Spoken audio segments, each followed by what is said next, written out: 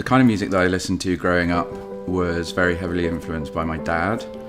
Old school rhythm and blues through a lot of classical music, Vivaldi, Mozart, then to things like Jean-Michel Jarre, Kraftwerk, Iron Maiden, and everything in between. Hi, my name's Stefan, and this is my first NAD.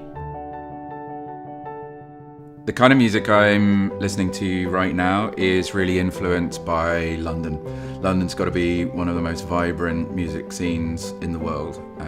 I've done a significant amount of travel. I've been very fortunate to listen to music right around the globe, but the venues here are just so diverse. For me right now, it's about American folk music, contemporary folk, Americana, also a bit of outlaw country, which is really weird for me, but anyway, it's kind of cool.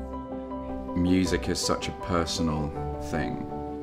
I liked the NAD for a few reasons.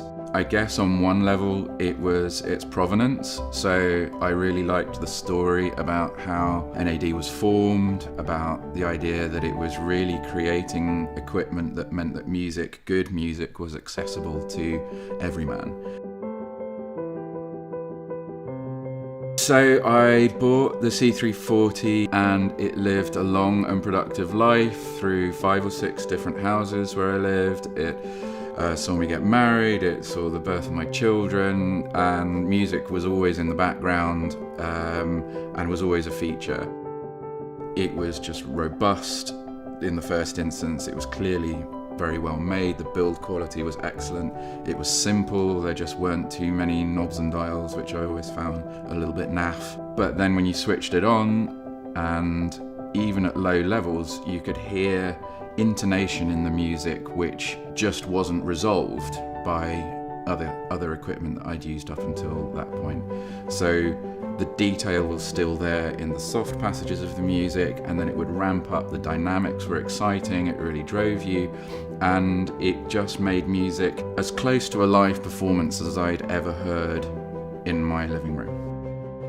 I replaced it with an NAD C375, which is what I have today. It wasn't a foregone conclusion at the time that I would go back to NAD. I listened to what was out there at my price range. Again, was blind auditioning. Honestly, I came back to it because it was the best sound for the money that I had. And really it's picked up where the 340 left off. It's bigger, it's beefier, it's louder, it's more detailed. It's just an extra step of refinement on from where I started. But couldn't be happier. The thing that distinguishes NAD in the market is its simplicity. It does one job really, really well, which is to turn music from a signal into a sound. And that's all you really want it to do, and it does that excellently.